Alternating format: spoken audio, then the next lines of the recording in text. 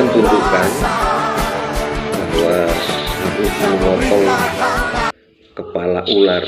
Kepala ular ini kan artinya sesuatu kutuk yang turun-temurun, yang dari sejak dahulu kala, kelemahan-kelemahan yang kadang-kadang tidak kita sadari, ya tapi mengikat gitu.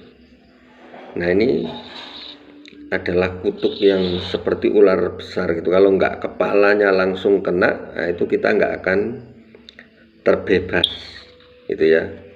Nah, ini makanya kita harus ngerti. Nah, kenapa sih kita harus memerangi ular itu atau ular naga ya? Ini dari Kejadian sampai kitab Wahyu. Ya, kitabnya Mas Wahyu. Nah, ini ada semua gitu soal ular ini. Nah, jadi kalau dari kitab Kejadian, ketika Tuhan berfirman kepada Adam dan Hawa, dia berkata seperti ini, bahwa keturunanmu, ya, aku akan mengadakan permusuhan antara keturunanmu dengan keturunan manusia. Ya. Nah, anak manusia akan meremukkan kepalamu. Maksudnya ini berbicara kepada iblis, akan meremukkan kepalamu. Ya. Tetapi engkau akan meremukkan tumitnya, meremukkan tumit anak-anak Tuhan maksudnya. Nah, artinya apa? Jadi kalau manusia, kuasa dari Tuhan, kuasa yang Tuhan berikan kepada manusia itu bisa meremukkan kepala. Nah, tapi iblis menyerang tumitnya, meremukkan tumitnya. Ini bisa dicari sendiri ya. Nah, terus di kitab Wahyu itu nanti sama. Karena kan ada ular naga, ular besar, ular naga merah padam. Nah, itu kan dulu masih agak kecil ya kan, tapi setelah sampai kitab Wahyu ini kan sudah bertahun-tahun, jadi sudah menjadi naga yang sangat besar. Nah, ini akan ada terjadi peperangan yang besar.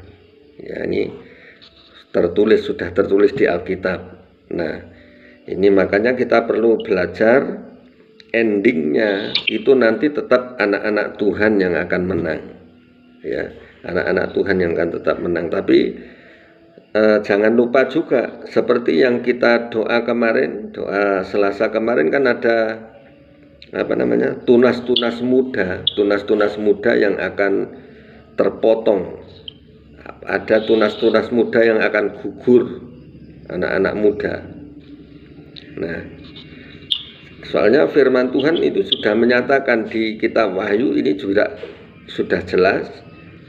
Jadi naga ya, ini memang sudah dikalahkan, tetapi dengan ekornya itu akan menyeret, namanya sepertiga dari anak-anak manusia, penduduk di bumi ini. Jadi anak-anak Tuhan ini sepertiganya akan terseret ya. Nah, ini makanya kita perlu waspada, kita perlu siap ya. Nah, ini oke, kita akan baca sekarang. Coba kita baca di Mazmur 70. Kita sama-sama kita simak. Oke, saya bacakan.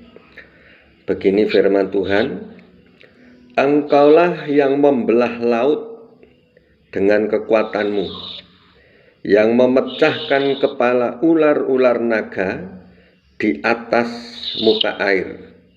Nah, Engkaulah yang meremukkan kepala-kepala Lewiatan, yang memberikan menjadi makanan penghuni-penghuni padang belantara. Engkaulah yang membelah mata air dan sungai. Engkaulah yang mengeringkan sungai-sungai yang selalu mengalir.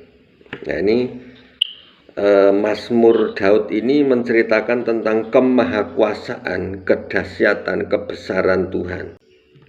Jadi ini makanya seperti tadi waktu kita doa, untuk apa sih yang harus disampaikan, apa yang Tuhan mau sampaikan tentang ini.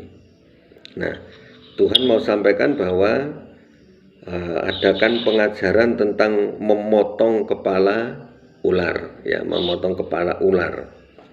Jadi kepala ularnya harus dipotong, yaitu ular itu berbicara tentang dosa. Nah, kepalanya ini dari mana? Sumbernya ini dari mana? Nah, sebenarnya ini kan ada yang tidak kita sadari. Seringkali ada kita ini dosa, tapi sebenarnya itu ikatan kutuk. Nah, kita harus telusuri sampai sedalam-dalamnya, sampai kita benar-benar menang, terbebas, gitu ya. Nah ini, jadi mungkin ada yang tanpa kita sadari ini kayak gini. Jadi kok aku nggak bisa sih keluar dari dosa yang seperti ini, gitu ya. Nggak bisa keluar. Jadi ada dosa yang begitu mengikat, gitu. Dosa yang begitu mengikat, tetapi kita nggak berdaya. Kita sebenarnya tahu tapi tidak berdaya untuk lepas. Kok ini saya tahu ini salah, ini saya tahu ini nggak boleh. Nah, tapi untuk lepas nggak gampang memang. Nah, karena ada satu ikatan, satu bentuk ikatan. Nah, terus mungkin ikatan yang lain yang ada namanya roh perzinahan, roh percabulan. Ya mungkin kita sudah tahu ini nggak boleh ini, tetapi kenapa sih masih tetap melekat di pikiran, melekat di hati, ya kan? Ya, ini. Jadi ini yang perlu kita tangani dengan cepat, yaitu memotong kepala ular itu. Jadi seputus dari sumbernya, ya. Karena ada kadang dosa yang dilakukan secara terus-menerus kita nggak bisa lepas. Itu yang namanya kutuk-kutuk ini kita tahu, tetapi kita tidak berdaya untuk melawan, gitu. Kita tidak berdaya untuk melawan, gitu ya. Nah, ini yang perlu kita lakukan sekarang, ya. Kita ingat firman Tuhan, cuma Tuhan yang sanggup. Nah, seperti ini, engkaulah yang membelah laut dengan kekuatanmu. Itu artinya Tuhan yang sanggup membuka jalan baru, membuka jalan, ya. Jadi tidak ada yang mustahil bagi Tuhan. Tuhan sanggup membuka jalan baru, jalan yang tidak mungkin dilalui manusia. Itu bagi Tuhan sanggup membukakannya, ya, yang tidak terpikirkan oleh kita, sulit untuk dijelaskan, gitu ya. Nah, engkaulah yang membelah laut dengan kekuatanmu, yang memecahkan kepala ular-ular naga. Ini berarti banyak ini di atas muka air, ya. Nah, ini jadi kita perlu banyak belajar. Nah, terus bagaimana caranya, ya. Kita ingat di sejak penciptaan manusia pertama, yaitu Adam, ini Tuhan sudah memberi kuasa,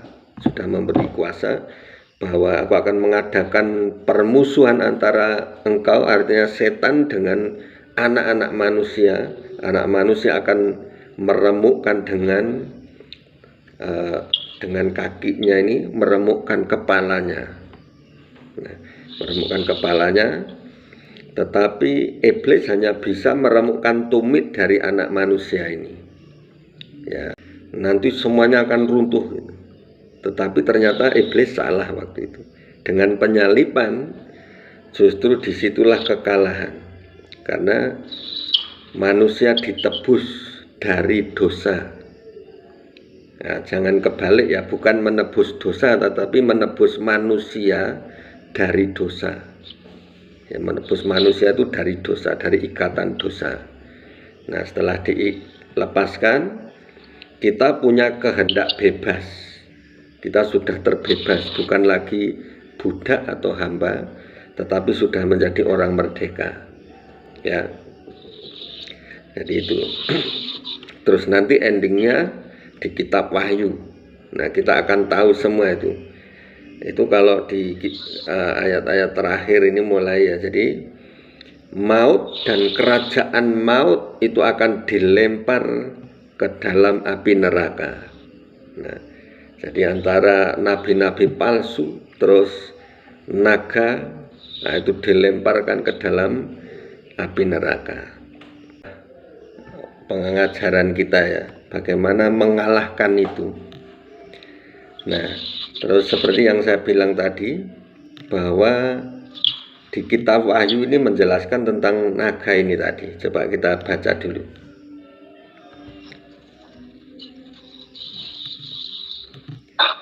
Wahyu 12 ayat 1 sampai yang ke-6 dulu. Nah, nanti baru itu kalahnya di ayat 7 ya.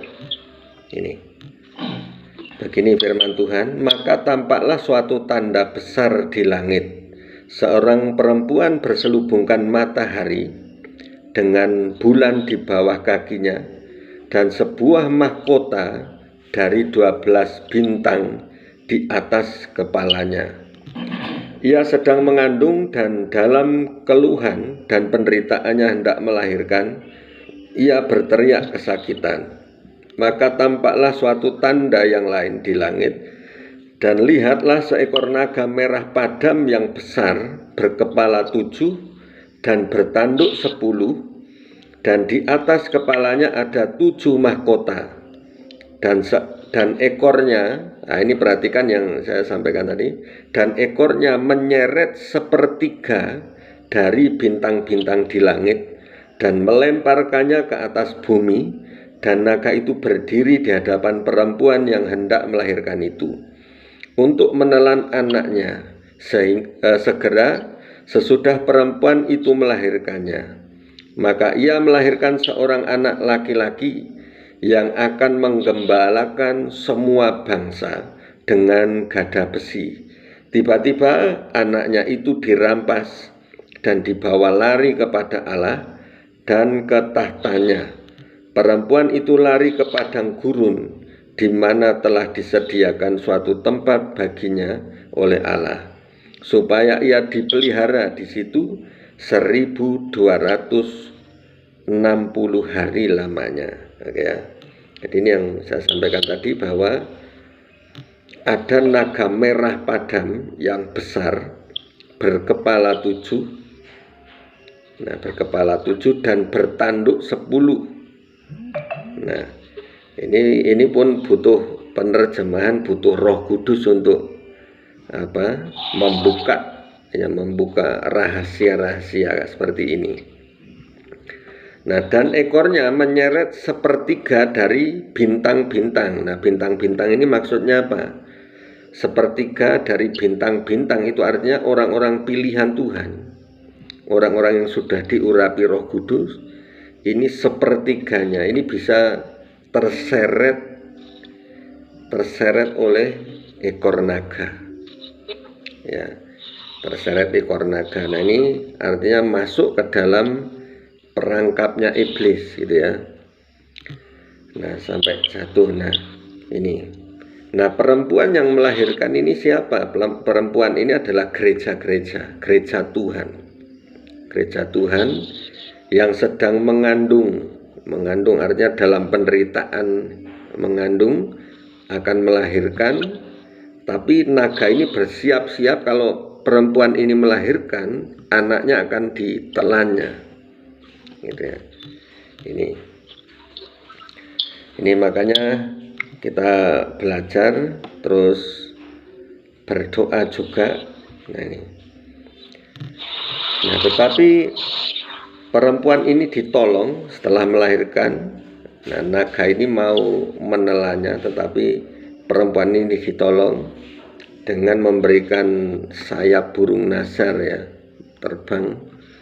Nah, terus dibawa ke padang gurun, dan anak ini dibawa ke satu tempat untuk dipelihara, ya. Nah, terus anak laki-laki ini siapa? Nah, anak laki-laki ini adalah orang-orang yang percaya, yang sungguh-sungguh, yang nantinya menjadi serupa dan segambar dengan Kristus, akan menggembalakan semua bangsa dengan gada besi. Itu artinya kan waktu kehadiran Tuhan, orang-orang percaya ini juga ikut memerintah. Ini kalau di Wahyu 2 nanti bisa dibaca, ikut memerintah bersama-sama dengan Yesus, ya. Ini. Nah, terus waktu naga dikalahkan ini saya kira sudah sudah sering kita baca, bahkan kita nyanyikan ya. Nah ini ayat 7, maka timbullah peperangan di surga. Nah, peperangan di surga, Mikael dan malaikat-malaikatnya berperang melawan naga itu, dan naga itu dibantu oleh malaikat-malaikatnya. Nah, ternyata itu ada malaikat yang dari Tuhan dan ada malaikat pengikut iblis, karena kita tahu dulu iblis itu kan Lucifer yang memberontak jadi iblis ya kan. Nah, diikuti oleh malaikat-malaikatnya, malaikat yang lain.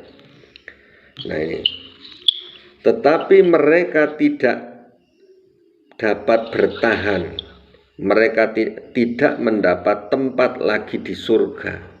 Nah, mereka tidak mendapat tempat lagi di surga, dan naga besar itu, si ular tua yang disebut iblis atau Satan, yang menyesatkan seluruh dunia, dilemparkan ke bawah. Ia dilemparkan ke bumi bersama-sama dengan malaikat-malaikatnya. Nah ini dilempar ke bumi. Nah bagaimana orang bumi ini? Kita yang menjadi penduduk bumi ini harus persiapkan diri kan, di akhir zaman. Nanti akan ada peperangan namanya peperangan Harmagedon ya. Nah terus nyanyian kemenangan. Nah ini setelah dikalahkan, ini ada nyanyian seperti ini. Dan aku mendengar suara nyaring di surga berkata, sekarang telah tiba keselamatan dan kuasa dan pemerintahan Allah kita dan kekuasaan Dia yang diurapinya, karena telah dilemparkan ke bawah pendakwa saudara-saudara kita yang mendakwa mereka siang dan malam di hadapan Allah kita. Dan mereka, nah ini perhatikan ya, dan mereka ini siapa? Mereka adalah kita semua, orang-orang percaya ya. Dan mereka mengalahkan dia oleh darah anak domba. Ini perhatikan, ini satu kunci sebenarnya, bagaimana mengalahkan iblis atau Satan yang besar itu, yaitu dengan darah anak domba. Nah, bagaimana kita berperang dengan bawa darah anak domba ini? Oke, nanti kita bahas ya. Terus, dan oleh perkataan kesaksian mereka, dan oleh perkataan kesaksian. Nah, dengan kesaksian ini ternyata bisa mengalahkan iblis. Kalau kita diam saja berarti nggak bisa ya kan. Karena mereka tidak mengasihi nyawa mereka sampai ke dalam maut. Nah ini, oke, sampai di sini aja dulu lah. Oke ya. Nah ini bagaimana mengalahkan iblis atau Satan, si ular tua, naga merah padam. Nah ini, dengan apa tadi? Dengan darah anak domba. Mereka mengalahkan dia oleh darah anak domba. Yang pertama oleh darah anak domba, mendoakan orang seperti kanker usus gitu ya. Tapi ini sebenarnya dicek ke dokter pun nggak ketemu penyakitnya. Nah terus waktu kami datang, ini tiba-tiba itu bermunculan tuh dari setiap sudut rumah itu langsung seperti cahaya itu, langsung setiap sudut rumah. Langsung saya tanya, Mbah, sudah cari dukun kemana saja sebenarnya? Nah orangnya kan kaget, kok bisa tahu gitu, karena ini orang Kristen. Nah ini tadi banyak ini roh-roh yang bermunculan, akhirnya dia ngaku ini sudah ada 5 dukun, Pak.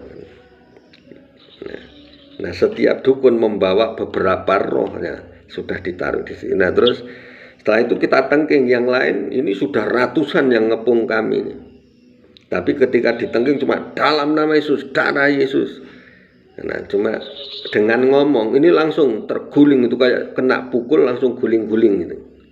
Jadi ditengking ya, perhatikan ya. Jadi gini, di dalam roh ini kan kita juga pakai imajinasi. Jadi ketika kita ngomong dalam nama Yesus ini sama seperti waktu kita pukul dengan keras itu, kita mukul, nah orang sampai terguling-guling. Nah dalam roh jahat ketika kita tengking ini benar seperti itu. Kena pukul dak langsung guling-guling, pukul guling.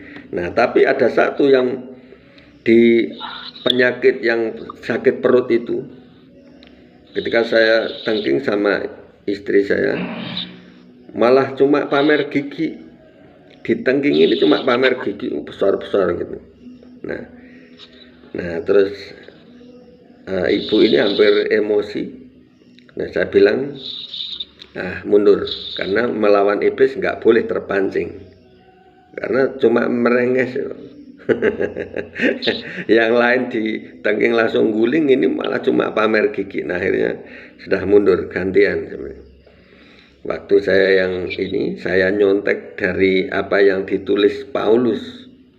Ya, kalau engkau tidak mundur saat ini, awas, terimalah tangan Tuhan sendiri yang akan menimpa engkau. Ketika saya ngomong gini, langsung kabur itu loh. Kabur. Jadi dengan perkataan firman memang nyata juga, gitu ya. Nah, terus bagaimana menggunakan kuasa darah Yesus? Nah, jadi dengan kuasa firman, jadi ada kuasa nama Yesus, ada kuasa firman Tuhan. Ini dari berbagai jenis yang kita hadapi itu nanti akan ada pengalaman sendiri nanti sesuai levelnya, gitu ya. Dengan kuasa firman, terus ada kuasa darah Yesus. Nah, kuasa darah Yesus.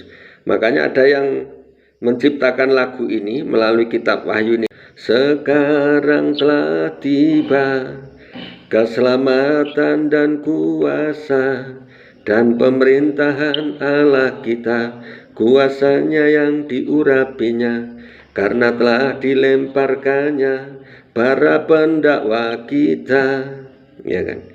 Nah, terus refnya kan, oleh darah anak domba, oleh kesaksian kita, iblis dikalahkan, kuasanya dihancurkan oleh darah anak domba. Nah, jadi dengan dinyanyikan pun bisa sebenarnya, oleh darah anak domba. Sambil kita nyanyi, ya, itu bisa untuk mengalahkan. Nah, tapi ada satu lagi yang sesuai pengalaman ya, sebenarnya ada videonya dulu, cuma ini sudah kehapus. Nah, jadi waktu itu kami pelayanan di Seragen, ada seorang ibu yang dikuasai roh apa namanya, yang pantai selatan, bukan Roro Kidul, satunya lagi Blorong. Ya, Blorong, jadi ular gitu, bentuknya ular. Nah, jadi gerakannya pun mirip-mirip ular gitu, lenggak-lenggok gitu. Wah, nari. Nah, terus waktu itu gini, kita tengking-tengking, agak susah ini. Terus saya coba ambil ini, anggur perjamuan kudus. Ketika ambil perjamuan kudus, saya doa, saya serahkan ke Tuhan, kita serahkan, langsung saya minumkan. Enggak lama itu langsung tumbang, blak, langsung selesai. Ya. Jadi dengan kuasa darah anak domba. Ini pengalaman, memang pengalaman nggak bisa dijadikan patokan, tapi setidaknya dengan pengalaman kita akan ngerti hal-hal baru, gitu ya, dengan hal-hal yang baru. Ya, ini. Jadi waktu itu saya berdoa untuk perjamuan kudus, kasih minum ke dia, langsung tumbang, langsung lepas. Itu. Jadi nyata kuasa Tuhan melalui kuasa darah Yesus. Terus yang kedua, apa tadi? Yang pertama kan oleh darah anak domba. Yang kedua oleh perkataan kesaksian. Oke. Sekarang yang yang sakit itu tifalus. Jadi ada kelebihan air di dalam kepalanya, ya, sehingga dia harus dioperasi. Dia mengalami operasi 9 kali di otaknya. 9 kali operasi di otak dan di perutnya. Luar biasa. Terus? Tapi orangnya ini masih tetap normal. Nah, ketika dalam bulan Januari kemarin, karena pastoralan pelayanannya di Jember. Kebetulan dia datang di gereja di mana dia beribadah. Dia ini seorang penonton baru yang baru 3 hari. Orang tuanya, pendetanya yang bercerita dari gereja GPGI apa. Setelah itu cerita punya cerita. Akhirnya kita layani 1 kali, kita layani. Setelah itu kedua kalinya Tuhan memang berbicara tentang ada satu ikatan di orang tuanya. Orang tuanya. Ini orang tua pasien ini mamanya. Papanya sudah meninggal, ada sakit hati sehingga dia ini terikat dengan kuasa gelap. Akhirnya terjadilah anaknya menjadi sakit. Dan puji Tuhan di pelayanan yang kedua itu karena jaraknya jauh Jember Surabaya, sehingga pada saat itu ada doa kelepasan. Pada saat doa kelepasan saya tidak ikut karena ada yang lainnya. Nah ini dari cerita pastoral. Setelah itu terlepas ketika kunjungan yang ketiga, semuanya alat-alat peralatan sudah terlepas dan dia dipulihkan pulang. Dokter sampai bingung penyakit apa yang menyebabkan dia ini tidak bisa gitu, dikasih obat, dikasih apa. Jadi caranya dokter sedemikian rupa, dokternya sudah sampai habis akalnya gitu. Tapi oleh kemurahan Tuhan, Tuhan bekerja dan sekarang ini sudah pulang. Nah itulah kelepasan yang terjadi. Bukan manusia yang bisa melepaskan, tapi Tuhan yang melepaskan. Nah, jadi ikatan yang mengikat itu benar-benar ketika kita ada pemberesan, maka semuanya itu akan terlepas dan akan membuka jalan buat segala sesuatu hal yang menjadikan yang mustahil itu menjadi mungkin. Amin. Itu aja. Nah itu, oke. Ya, satu kesaksian luar biasa. Jadi penyakit hidrosipalus ini nggak gampang memang. Secara medis juga paling sedot cairan aja kan. Ya, hanya Tuhan yang sanggup ya. Oke ya. Jadi ini untuk nambah pengajaran kita ya, bagaimana mengalahkan itu. Nah, terus seperti yang saya